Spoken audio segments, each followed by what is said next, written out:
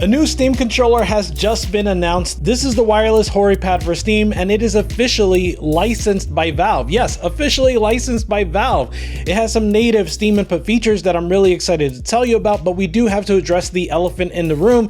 This controller does not have trackpads. So if you were looking for a more true successor to the Steam controller, something that actually has trackpads, well, you're going to be a little bit disappointed about this one. Personally, I'm still very excited. I'll tell you why I am excited, and you can let me know if any of the reasons resonate with you too. By the way, this is obviously going to be a controller that I use when I dock the Steam Deck. Steam Deck is how I play 99% of the time I'm playing anything, and occasionally I do want to play it on a bigger screen, so I will dock it and deal with whatever controller I have lying around. That's a bit of a problem for first-person shooters where the gyro implementation is not as good as the Steam Deck, and that's where I think these controllers are going to be a really nice fit for me. All right, so before I get into features, let's talk about the four models that are going to be on sale. You have Midnight Black, Shiny White, Neon Yellow, and Luminous Violet. Each of these models have a small black panel in the bottom center surrounding the D-pad and right analog stick. This panel makes a nice two-tone look on the white, yellow, and violet models. Personally, I think the violet looks like the one that I'm going to pick up, but definitely let me know what your favorite color is. The first big feature that this controller brings you is 4 additional buttons with 2 paddles on the back labeled L4 and R4 and 2 miscellaneous buttons on the front labeled M1 and M2. These are going to be customizable via either the app from Hori, which you can download onto your phone or your computer, or you should be able to customize them via Steam input directly, and we'll get into that a bit later.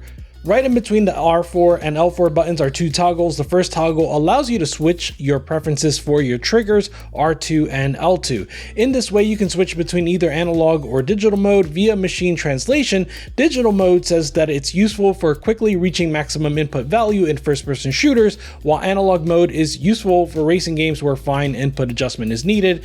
Many controllers have a feature like this, so this is nice. On the Steam Deck though, you can actually configure the actuation point in Steam input. So I'm curious how this will be handled here in either Steam input mode or X input mode. Yes, that brings us to a very big win here for this controller. That second toggle you see allows you to switch between X input and Steam input mode. Of course, X input just means that it behaves like an Xbox controller, so I'm not going to go into that here, but Steam input is fascinating because I think that outside of the Steam controller and the Steam Deck, this is actually the first controller to support Steam input. That means that some of the features we're talking about here, like extra buttons, gyro, and capacitive sticks, should all be configurable and natively supported within Steam. This shouldn't be that surprising considering that this is in fact officially licensed by Valve, but it is nonetheless a momentous occasion. Pretty amazing stuff in my opinion, at least. Speaking of gyro, yes, this controller has gyro support. Gyro is only available in Steam mode, which makes sense because X input actually still does not support gyro whatsoever. For me, gyro is huge, but I'll get into that some more in a little bit. The next feature is not that important to me, so I'll only mention it in passing. This controller supports rapid fire configuration on the A, B, X, Y buttons. Perhaps great for some old school games, but not something that's catching my eye these days. As for connectivity, it appears that the Hori Pad Pro is actually really versatile. You can connect wired via USB-C, and it also supports wireless via Bluetooth. Finally, they seem to allude to a USB dongle that would support non-Bluetooth wireless up to a 10-meter range. It should be noted that X input is only supported via wired, which really only makes it more clear to me that the way they want you to use this controller is primarily in Steam mode. For wireless connectivity, the battery life appears to be estimated at 12 hours, with 3.5 hours needed for a full recharge. Now we come to my favorite feature, the capacitive sticks. I think the Deck Gang is going to take away my deck card for this, but I personally wanted capacitive sticks more than I wanted trackpads. Trackpads are really important for a bunch of games, to be honest, but I don't really play the types of games that it's important for.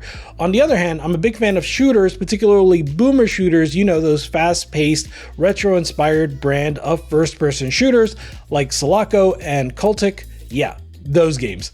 But for me to play gyro effectively, I really can't go back to not having capacitive sticks. Steam Deck has capacitive sticks, and it basically allows Steam input to register when your thumb is touching the analog stick. This was designed for gyros such that gyro can be enabled when your thumb is on the analog stick and disabled when you lift your thumb.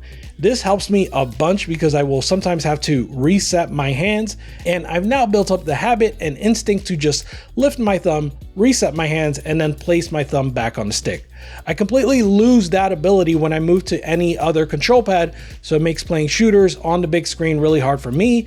I know I'm still in the minority here, but yeah, that's why I wanted this feature more than I wanted trackpads.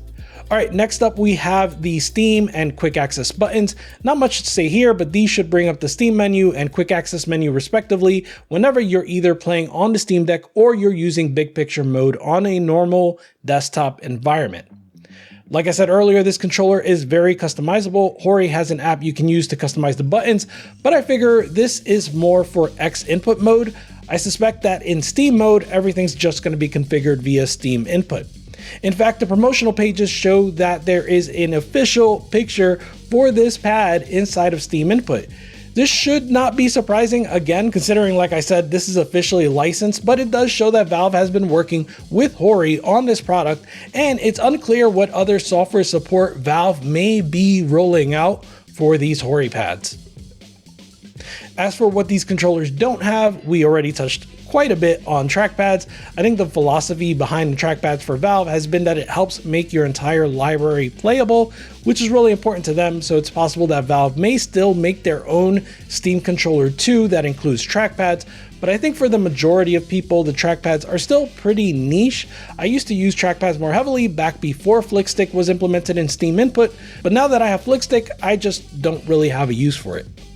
Additionally, this controller has no rumble, and I didn't see anything about Hall effect sticks or triggers. Those omissions will also be disappointing for a number of players. I'm curious to know how you feel about what's missing. Let me know in the comments.